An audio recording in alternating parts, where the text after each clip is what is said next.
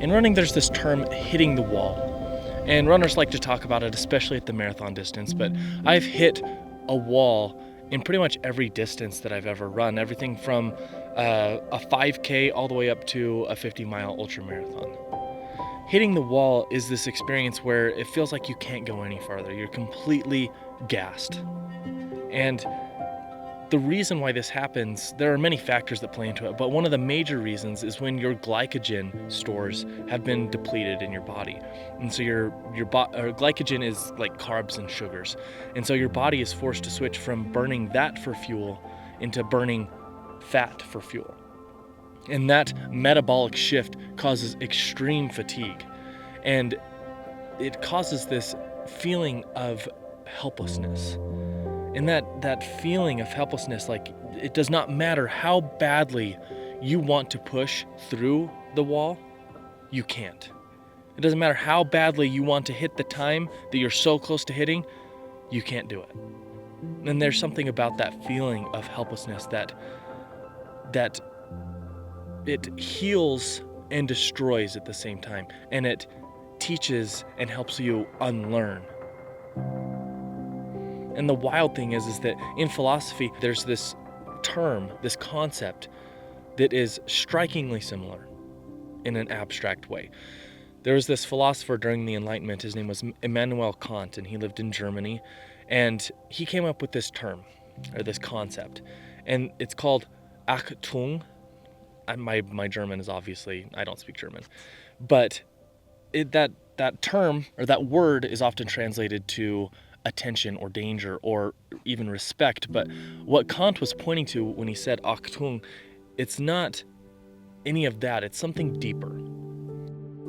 When Kant talked about Achtung, he was talking about this experience of hitting a wall, but it wasn't a wall of physical fatigue, it was a psychological wall. Kant used Achtung to represent a wall of moral law. When you hit this wall, it is non-negotiable. There is no going above, under, or around it.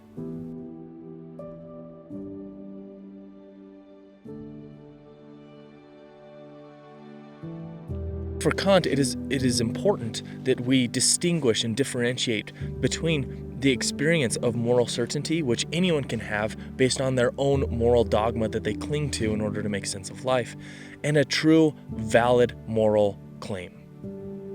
And a valid moral claim requires reasoning, evidence, humility, and correction.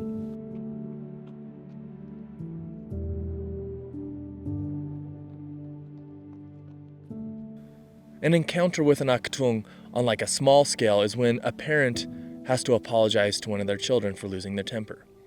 As a parent, we know better than anyone that out of all of the parties involved, we should be the ones that are able to handle our emotions. But yet, sometimes we don't, and our ego wants to justify our actions, whatever they were.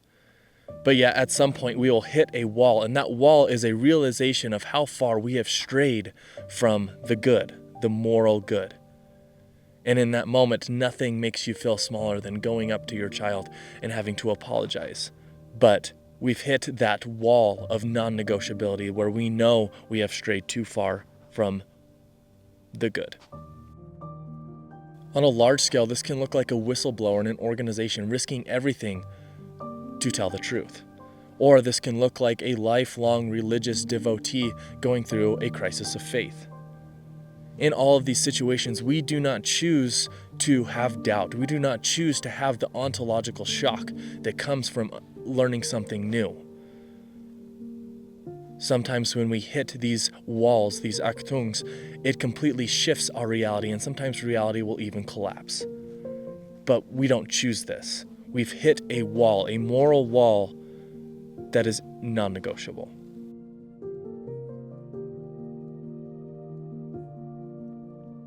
Now, we've already covered the big problem of self-deception with this.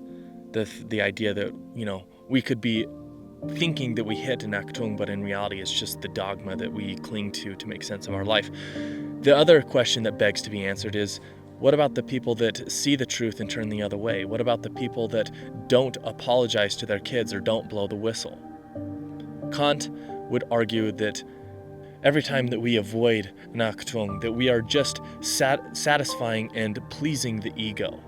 Because the ego does not want to be wrong. And every time we see the truth and turn away from it, we are eroding our soul. We are numbing ourselves to the good. Now, there are other wisdom teachers and wisdom traditions out there that say similar things about an Achtung. They just have different words for it. Like Jesus, I believe in Christianity, this would be called God's will. When Jesus said, "Not my will, but thine be done," I think he was butting up against this divine law of love that he saw as non-negotiable. And every time one of his followers left everything to follow him, they were also encountering a wall that is non-negotiable.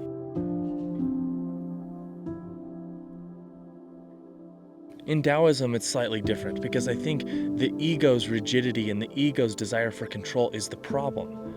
I think that if you are soft and aligned with the Tao, then you're not going to encounter an Achtung. An Achtung would be a sign that you are not in harmony with the Tao, with the flow of life. I think the softness and gentleness of Wu Wei, which is effortless action, will always win over the rigidity of the ego.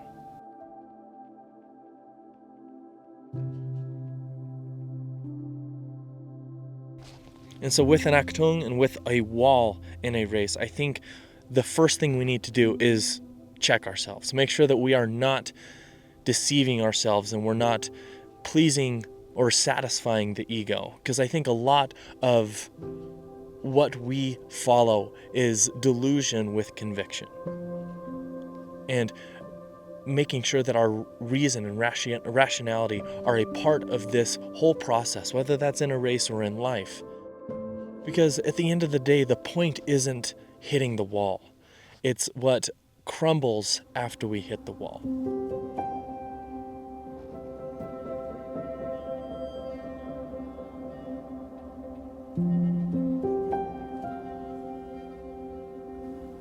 And so I think the real questions are, next time you hit a wall, are you going to have the courage to actually test it?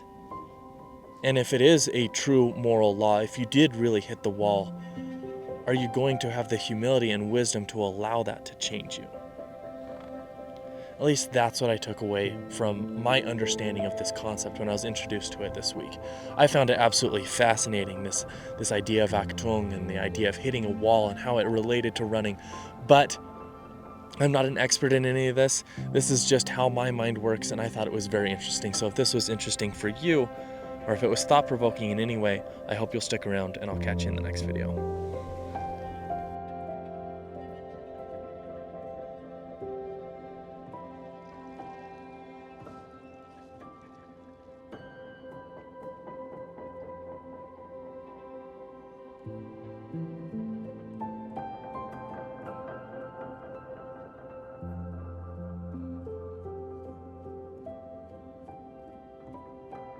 All right, gear for today. As a reminder, I am not affiliated with any of these brands. I just share what I run in for fun. I don't care if you buy them. And I forgot to do it while I was on the trail, so I'm doing it now. I've got a Craft trail running hat, and then this is a Solomon running jacket. I had mittens on my hands, and I can't remember. I think it's like Trail Forks or Trail something. I think they're Trail Forks running mittens. And then for watch, I actually just got the Sunto Vertical 2. And then I have John G running tights on, and these are the Nike Zagama 2s, and I have Stance wool running socks underneath that. So if you have any questions on the gear, let me know.